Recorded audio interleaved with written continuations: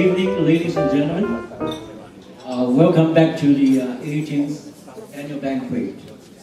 Just now, David Chu said he has one complaint that someday we should go to the San Francisco, right? Yeah. I have a small complaint also. I believe all of you will be very interested in tonight's topic. Unfortunately, on the program, you will see there's a typo. And the official one will be on our annual book, okay? And the topic, it will be bright prospect for United States and Taiwan relation. So that will be our topic tonight. I guess you all remember that back into October 2nd last year, that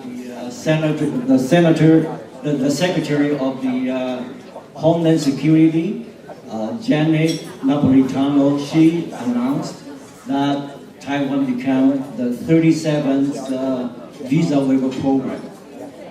So effective from the November 1st, that Taiwan actually, if you want to come over to the United States, you can enjoy the program.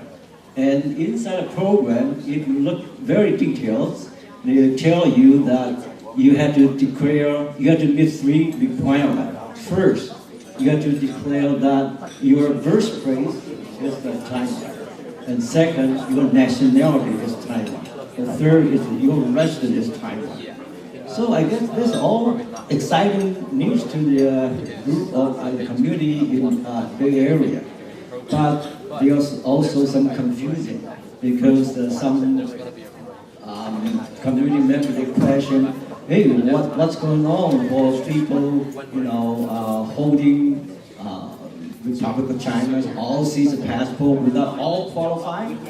I think there's lots of questions in our mind. But look at the other scene. We saw the AIT staff in Taipei. They went down to the department store or even the night market to promote the program. So we really appreciate that. But in order to clarify all these questions, I think I have the right person for you tonight. And it's my honor to introduce our keynote speaker tonight. He has a long-term involvement of Taiwan's politics. And back into 2006, he became the chairman of the AIT. And way back into 1999, just during the political transaction in Taiwan, while KMT first time stepped down and DPP took over the office. And at that time, actually, our speaker was the director of the AIT in Taipei.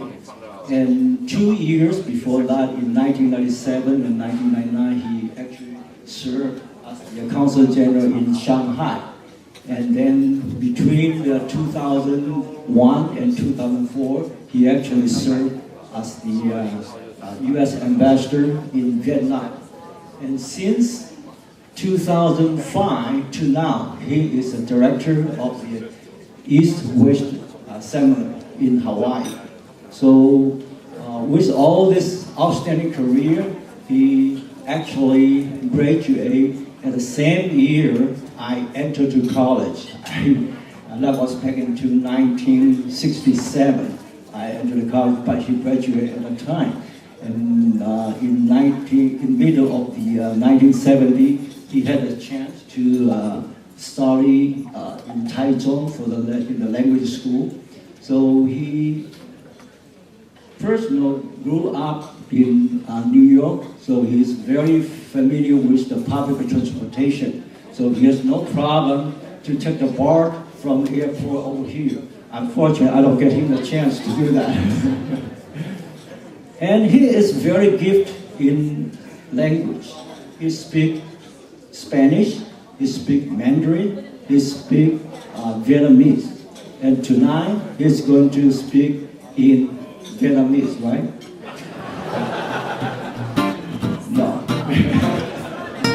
because he served in 3 years in Vietnam, but he picked up languages like that. And Ambassador from... Great introduction, very warm welcome. It's great to be with this group again. 大家好，新年快乐。这是第3次跟你们，第1次在 Palo Alto， 第2次是4年以前，1909年，所以这是第2次在 Union City. So wonderful to be here and be seated actually next to your mayor here in Union City. Great to be back. I'm going to talk today about US-Taiwan relations and where I think we are. We've had a great period of in the 4 years since I was here. In fact, I met this afternoon with a reporter from the World Journal. He said, well, what's happened in US-Taiwan relations in the last 4 years? And I was able to tell him a pretty good story. And that's basically what that was sort of the short version of what I'm going to tell you tonight.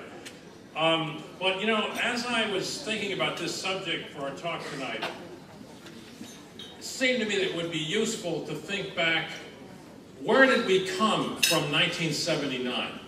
It was almost exactly 34 years ago that the U.S. broke diplomatic relations with the Republic of China, and we established the current very special relationship, unusual relationship that we have with Taiwan, which is managed by the American Institute in Taiwan.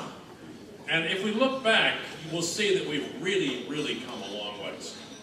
In the early years after 1979, the tendency in Washington was to treat Taiwan as an issue, as a problem in U.S. relations with the PRC.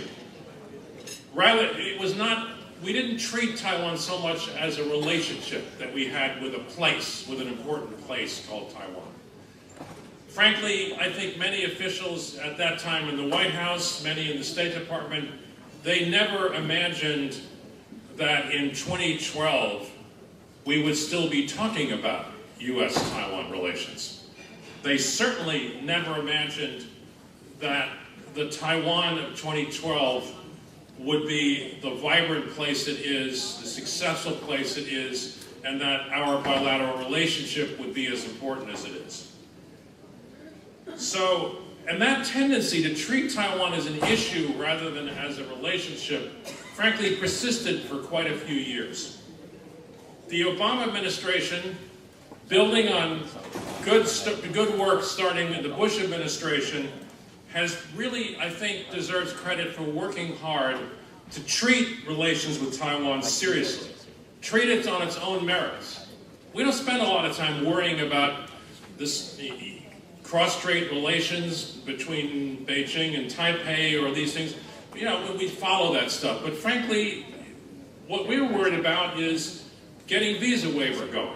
Getting a new agreement between Taiwan and the U.S. on how we deal with our representatives in each other's place. On trade relations, on arms sales to Taiwan. We deal with the actual work of how our two countries and the businesses in our two countries relate to each other, because it's a big relationship. I've worked on Taiwan now through 3 U.S. administrations and through the presidencies of 3 presidents in Taiwan. Basically, we're continuously on Taiwan since 1999, except for a vacation for 3 years that I had as ambassador to Vietnam, when I sort of liberated my mind from the Taiwan issue for 3 years. But otherwise, continuously since '99, I've worked on pretty much exclusively on Taiwan. And I would say the current national security team in Washington, State Department, White House, Pentagon, that group, and they're all very close friends, they deal with Taiwan with the most genuine interest, with the greatest commitment of time, and most importantly, with the greatest respect for Taiwan, of any team that I've worked with in not just since '99, but frankly in the 40 years that I've been doing this work as a diplomat.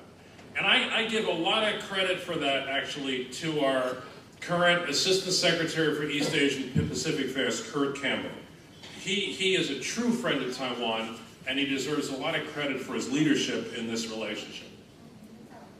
Back in October 2011, speaking to our Congress, Dr. Campbell said that we now have regular consultations with Taiwan at very senior levels, civilian and military. We brief our friends in Taiwan, in the Taiwan government, every time we have high-level meetings with Beijing. We tell them what went on. In fact, once during one of those meetings, the PRC guy complained to our White House guy, I didn't know these were three-way talks, because he was aware that he was sort of constantly feeding information about the talks to Taiwan. And we talk about our strategy in all of Asia with our friends in Taiwan. They brief us on their interaction with the mainland very regularly. And then I'd like to mention several things I think have been highlights of our relationship over the last, well, since I last talked to you 4 years ago, but really mostly in the last 2 years. First of all, we have now, after a long period during the Chen Shui-bian government, we have now resumed visits to Taiwan by high-ranking U.S. officials. Last year we had the Deputy Secretary of Energy, Poneman. We had the head of our U.S. Agency for International Development, Mr. Shah. This year we've now had visits by Undersecretary of Commerce Sanchez, Assistant Secretary of State for Economic and Business Affairs Fernandez, all have visited Taiwan. Those kind of visits, that level had stopped for 8 to 10 years. So it's great to have that happening again. I'm also very pleased to see that the level of congressional interest in Taiwan seems to have resumed also. Just this year, I mean, in this month, we had a delegation headed by Senator Inhofe from Oklahoma, which was just there. And later this month, there'll be another one led by Lisa Murkowski, Senator from Alaska, and another delegation at the very end of January, led by Ed Royce from Orange County, who is the new head of the House Foreign Affairs Committee. Secondly, John Scher already mentioned it, visa waiver. Huge decision. This was a very big deal. It's a very important step. It is already facilitating and expanding travel between the United States and Taiwan. Airlines are also adding nonstop flights that weren't there before.